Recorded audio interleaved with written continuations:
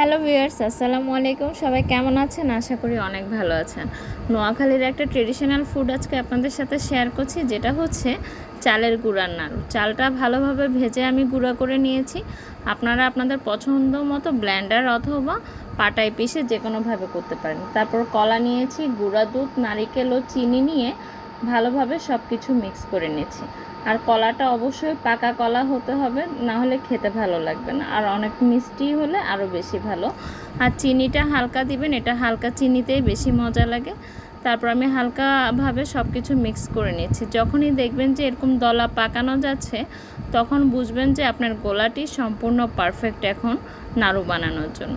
তারপর আমি একে একে সবগুলো ওভাল শেপ দিয়ে নিচ্ছি। আর এই জিনিসটা এতটাই সিম্পল, দেখতেই যা কঠিন লাগে, খেতে কিন্তু দুর্দান্ত স্বাদের। তারপর আমি কিছু নারিকেল কোড়ানো দিয়ে সাজিয়ে নিয়েছি। আর এগুলো খাবেন